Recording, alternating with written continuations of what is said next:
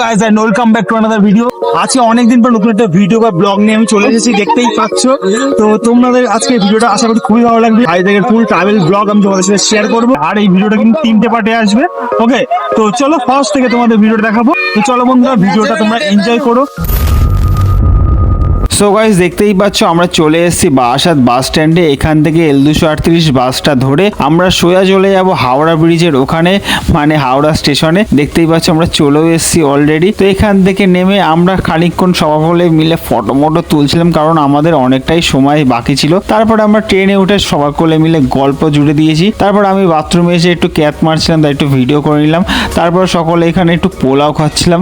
আর না সেই পোলাও না, এই পোলাও হলো একটু ঝুড়ি ভাজা, মানে ঝালমুড়ি টাইপের। দেখতেই পাচ্ছ আমাকে অলোকদা দিচ্ছিল আর আমি খাচ্ছিলাম। আমরা এই পোলাও নিয়ে হাসাহাসি করছিলাম। তারপর আমরা একটু বিস্কিট খাচ্ছিলাম, আমরা এনেছিলাম। এই সমস্ত খাবার দাবার খেতে খেতে একটু চা আসলো, চা খেলাম। তারপর রাতের দিকে সকলে মিলে দেখতেই পাচ্ছ আমরা খাবার নিয়ে এসেছিলাম দোকান থেকে কিনে, রুটি এবং চানা মশলা, এবং সকলেই কিন্তু ডিম খেয়েছি। এছাড়া কিন্তু তড়কা বা বাড়ির থেকে অনেক আলুর দমও নিয়ে এসেছিল। এরপর খেতে সকলে শুয়ে পড়লাম। তারপর ঘুম ভাঙতে দিশাকে গুড মর্নিং জানালাম। এরপর কিন্তু স্টেশনও আমাদের চলে এসেছিল, মানে বিশাখাপত্তনম স্টেশন।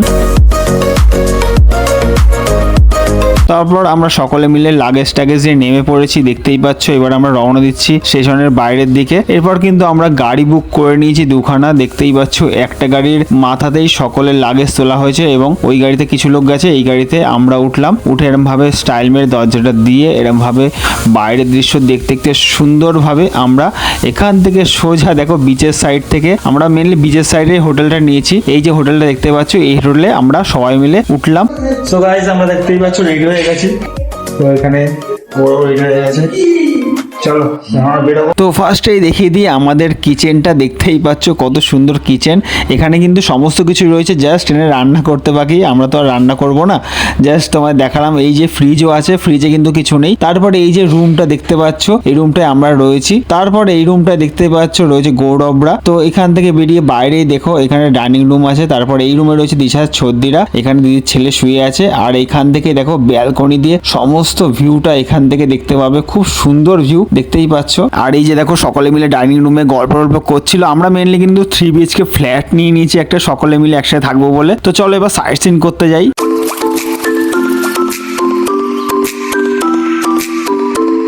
তো আমরা এবার সাইট সিন করতে বেরোচ্ছি, চলো সবকিছু দেখবো, যা যা এখন আজকে সাইট সিনের মধ্যে পড়বে তোমাদেরকে দেখাবো, চলো।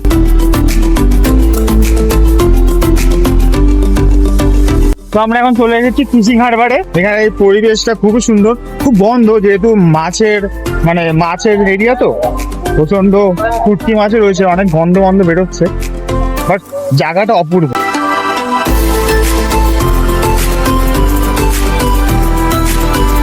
এরপর আমরা চলে এসেছি লর্ড বিষ্ণুর মন্দিরে। দেখতেই পাচ্ছ কত সুন্দর বাইরেটা, এবং ভেতরে ক্যামেরা অ্যালাউ নেই বলে দেখাতে পারলাম না, বাট এইখানে ব্যালকনি থেকে দেখো কত সুন্দর পাহাড় আর সমুদ্র একসাথে দেখতে লাগছে। এরপর আমরা চলে যাচ্ছি আরেকটা সাইট সিনের উদ্দেশ্যে, খুব সুন্দর একটা মন্দিরে, তোমাদের দেখাবো, চলো।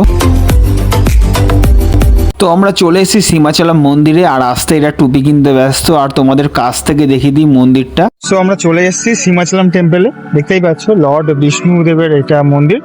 তো দেখো এখানে কিন্তু ভেতরে মোবাইল নিয়ে যাওয়া নিষেধ, তো আমরা মোবাইল টোবাইল দেখেই গেছিলাম। ভেতরটা খুব সুন্দর সিটিং এরিয়াও আছে, মানে হেঁটে হেঁটে রাউন্ড দিয়ে ঘুরে যদি যাই, বসার জায়গাও আছে, খুব সুন্দর জায়গাটা। তোমাদের ক্যামেরার মাধ্যমে দেখাতে পারলাম না, কিন্তু খুব ভালো, ঠিক আছে। তারপর এখান থেকে বেরিয়ে খুব জোর খিদে পেয়ে গেছিল বলে একটা রেস্টুরেন্টে চলে এসেছি। এসে আমরা ভাত, ডাল, পনির বাটার মশলা এইসব নিয়েছিলাম। তারপর ওখান থেকে সোজা রওনা দিলাম আমরা ডলফিন নোসে। এখানে টিকিট কেটে তাড়াতাড়ি করে ভেতরে ঢুকে বললাম, কারণ অনেকটা দেরি হয়ে গেছিল আমাদের। এই যে আমরা উপরে যাব, এই টাওয়ারটার উপরে, এখানে সিঁড়ি দিয়ে এরকম ভাবে উঠতে হয়। এটার নাম হলো কিন্তু লাইট হাউস। তো এরকম ভাবে সকলে মিলে আমরা এখানে বেরোলাম। বেরিয়ে জাস্ট এই ভিউটা দেখে সবাই অবাক হয়ে গেছে, খুব সুন্দর ভিউ। আর এতটা হাওয়া দিচ্ছিল না, দিদি তো ফটো তোলার জন্য আমাকে বলছিল, আমি তো ভিডিও করছিলাম। তারপর যদিও ফটো তুলে দিয়েছি।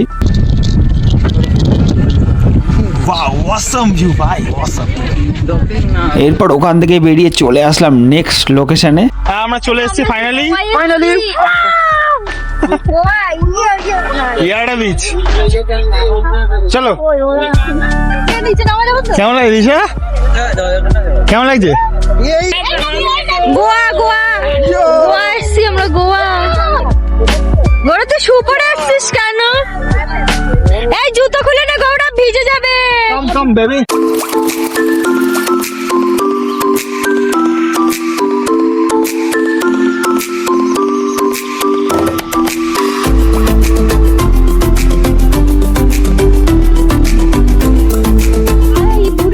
তো আজকে আমরা আছি হলো ইয়ারাডা বিচ, দেখতেই পাচ্ছ অসাম জায়গা। তো চলো তোমরা পুরো ভিডিওটা এনজয় করতে লাগো। এই বিচে এসে আমরা জাস্ট মুগ্ধ হয়ে গেছি, কারণ এখানকার জল এতটাই স্বচ্ছ এবং পরিষ্কার, খুব সুন্দর কাছের মতো জল। তোমরা কাছ থেকে দেখলে বুঝতে পারবে। শুধু একটাই আফসোস করছিলাম আমরা আগে কেন আসিনি, কারণ হলো আমরা সব সাইট সিন করে এখানে আস্তে আস্তে প্রায় বিকাল থেকে সন্ধ্যার দিকে গড়িয়ে গেছে। যদিও আমরা খুবই এনজয় করেছি, অনেকটা টাইম স্পেন্ড করেছি। এরপর আমরা বিচের ওখানে খেলাম কাবাব। হ্যাঁ, এখানে সুন্দর বেশ কাবাব বানাচ্ছিল, আমরা তাই বেরিয়ে খেলাম। যদিও আমাদের এখানকার মতো টেস্ট না, বাট ভালো খেতে। তারপর আমরা চলে আসলাম আরেকটা ভিউ পয়েন্টে। এখান থেকে কিন্তু জাস্ট অসাম লাগছিল, ঘরগুলো জোনাকির মতো লাগছিল। এরপর আমরা ওখান থেকে ব্যাক করে চলে আসলাম আমাদের রুমে। সন্ধ্যাবেলা এসে আমরা আগে একটু চা খেয়ে নিচ্ছি, তারপরে বাথরুমে ফ্রেশ ট্রেশ হতে যাবো। ওকে চলো,